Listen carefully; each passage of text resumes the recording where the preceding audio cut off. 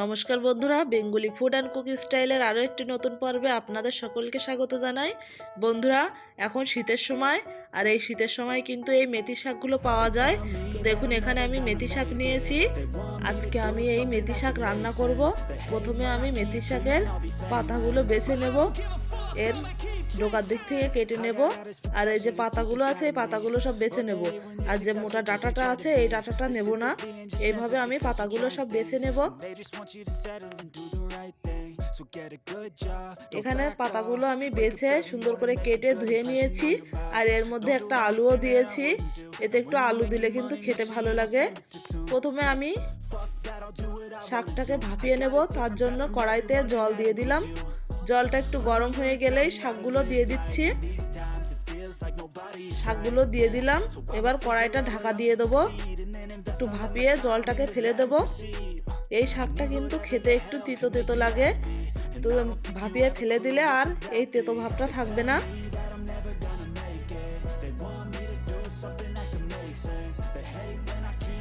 দেখুন, শাকগুলো প্রায় সিদ্ধ হয়ে এসছে। আমি আর একটু ঢাকা দিয়ে রেখে দেবো, তাহলে ভালোভাবে সিদ্ধ হয়ে যাবে। শাকটা ভালোভাবে ভাপিয়ে নেওয়া হয়ে গেছে। একটা ঝুড়ির মধ্যে ঢেলে দিয়েছি, যাতে করে জলটা ভালোভাবে ঝরে যায়। জল থেকে তুলে নিয়েছি। এখন কড়াইটা পরিষ্কার করে বসিয়ে দিয়ে সর্ষের তেল দিয়ে দিলাম। তেলটা গরম হয়ে গেছে। তেলের মধ্যে এখন আমি দিয়ে দেবো পেঁয়াজ কুচি আর চেরা কাঁচা লঙ্কা।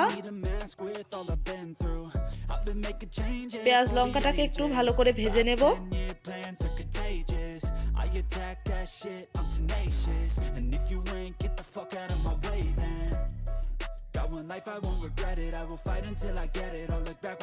বন্ধুরা, আমার এই রান্নাগুলি যদি আপনাদের ভালো লাগে তাহলে অবশ্যই চ্যানেলটি সাবস্ক্রাইব করে পাশে থাকবেন। এখানে পেঁয়াজ লঙ্কাটা ভাজা প্রায় হয়ে গেছে। এখন শাকটা দিয়ে দিচ্ছি। এই মেথি শাকটা খেতে কিন্তু খুবই ভালো লাগে।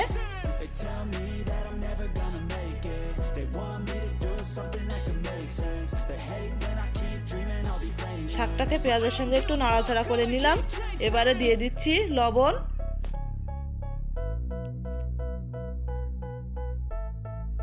দিয়ে দিলাম হলুদ গুঁড়ো।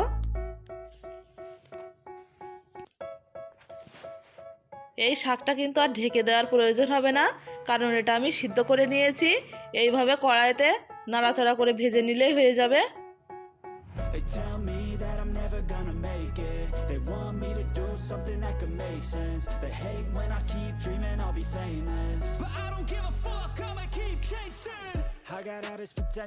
শাকটা আমি নাড়াচাড়া করে ভালো করে ভেজে নিচ্ছি। They sit there being judgmental because you're trying things, and they just want you to settle and do the right thing. So get a good job, don't slack off. Wake up every morning, make a good impression on your boss. Don't do বন্ধুরা, আপনারাও মেথি শাক এইভাবে বাড়িতে রান্না করে খাবেন, দেখবেন খুবই ভালো লাগবে। ভাজাটা প্রায় আমার হয়ে গেছে। এখন দিয়ে দিলাম জিরা আর মরিচের গুঁড়া। এটা ভালো করে শাকের সাথে মিশিয়ে নিচ্ছি।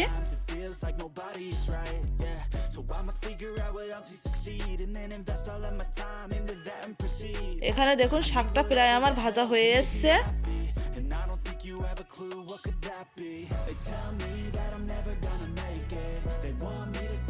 শাকটাকে আমি এখন একটা পাত্রের মধ্যে তুলে নেব।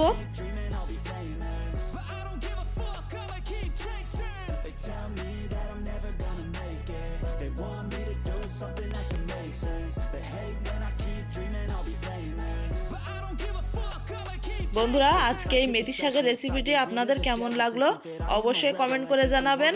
ভালো লাগলে লাইক করবেন, শেয়ার করবেন, আর এরকম নতুন নতুন রেসিপি দেখতে হলে অবশ্যই চ্যানেলটি সাবস্ক্রাইব করে পাশে থাকবেন। নমস্কার।